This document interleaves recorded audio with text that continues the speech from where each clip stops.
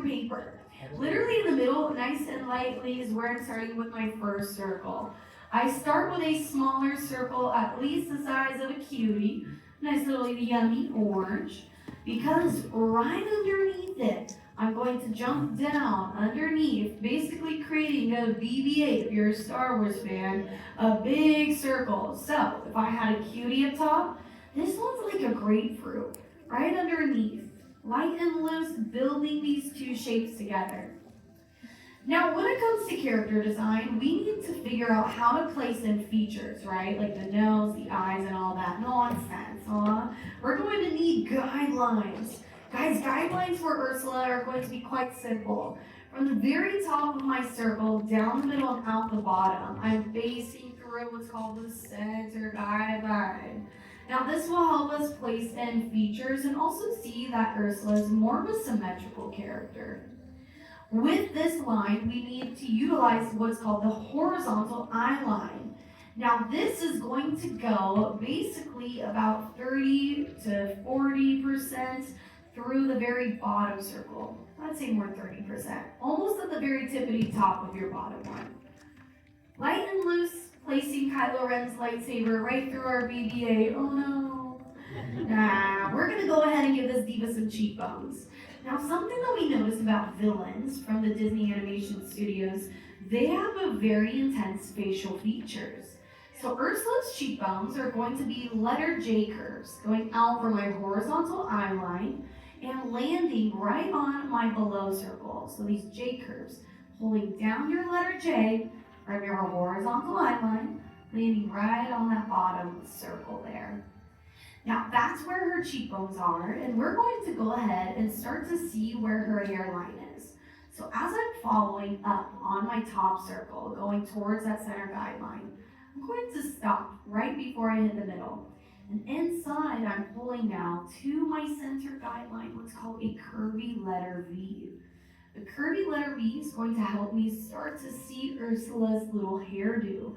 I say little, but we gotta exaggerate it. She's got some big old hair up top on her head. So let's go ahead and build it. We got her widow's peak. I'm going to go before my eye line here, right before it, and start drawing upwards a nice big letter C curve, just to start seeing where her hair is going to pull up and out from. Once I have that letter C over there, I'm going to start to flatten up more of a parenthesis on my right. With Ursula's hair, this is a part of her design where we're going to see what's called asymmetry. When one side of her hair looks different than the other, this causes visual appeal. On the right side of my center guideline, towards the top of my page, I'm pulling downwards a nice big C curve, and I stretch that C all the way down towards the right parenthesis. So when you look at this fluid shape, it's actually a big letter S. Now for this left-hand side, on the very top of my point up here, we're creating what's called a shark fin. Pulling through a smaller letter C from the very tippity top, that shark fin is starting to be more noticeable because it's nice and sharp up top, right? And as I cut inside of Ursula's hair, I'm going to follow through that shape, pushing out another stretch S curve towards the upper left side. Now guys, Ursula's hair, this is the first feature of our whole drawing. We're going to learn how to lock in and lock down our lines. Let's start to do it. Now, we're going to utilize what I briefly mentioned, shark fins, to add a bit more flair to Ursula's hair while locking in. Now, locking in is a technique where you, the artist, are going to use a little bit more pressure on your pencil. Follow through your lines for your hair and make this very bold, very confident looking line. When you allow yourself to build up this big, dark, bold line with that pressure, it actually kind of makes a visual tease. It tricks you, the artist, and the audience because it makes you only pay attention to that bold line, allowing the rough and sketchy stuff to fade into the background. Now, this is the beauty of rough sketching. This is why artists utilize rough sketching. When you start as light as you can, and when you start to build up your lines, you kind of eliminate that need for erasing. And that's the whole point here. So start light, have some fun with this. At the end of the day, hair, animation hair, is kind of crazy, kind of silly, or even hair in general. When I woke up this morning, my hair looks a lot different than it does right now, right? Hair changes, it's very fluid, it moves a lot. Now, Ursula's hair, she's a sea witch, right? She's under the water, under the sea. She's under the sea, right? So her hair moves a lot. You can add more texture to her hair or less. As I go inside here, I'm using some fun little S-curves, kind of pulling down texture towards that little widow's peak. And when I'm on that widow's peak for Ursula, I'm going to bring upwards a curvy U from my curvy V, just cutting inside of that frame there, giving her some bit of puff right by her bangs. Now, I'm going to do a few little lines, but as I'm doing this, I'm thinking about her forehead, right? We already have everything kind of mapped out. Let's lock in the outer left and right side of our head here that meets right by her widow's peak, that goes down to your cheekbones. Now, behind our cheekbones, touching up towards her hairline, we're going to see just a teeny tiny bit of Miss Ursula's ears. Now, not a lot of her ears, because of the way her animated character design sits. Most of her ears sits behind this cheekbone. So to really start to see that, I'm going to pull a tiny little C curve from the bottom of my hairline right down to my cheekbones there. Her earrings are going to be resting right around her cheeks and her silhouette. So let's go ahead and just follow through. We already got the bottom of her chin mapped out. Let's lock in this whole entire circle down here, okay? Now, the Little Mermaid. Do I have Little Mermaid fans out there? Yes, me too. I am a big Little Mermaid fan.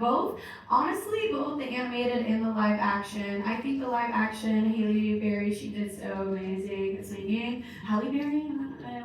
Whatever. But she's an amazing singer. She did so great. But when it comes to Ursula in the animated form, now we see her come to life by the amazing voice actor, Pat Carroll. Pat Carroll brought the pizzazz, the wow, the glamour, and the glitz for this character, right? Now, she actually had a lot of work on her hands to show off such an amazing character, because the animators and character designers based the whole design and look and feel of Ursula off an amazing drag queen known as Divine. This amazing drag queen was appeared in a lot of the films by John Waters, and in that movies or those films, we see an avant-garde look of a lot of glamour and glitz, and that's what they wanted to have here for Ursula. Guys, we got the silhouette. I want to add in those earrings before we jump inside and add down features, because we're doing really good right now. So for my earrings, behind where my ear starts, behind where the cheekbones, she has little seashells for earrings.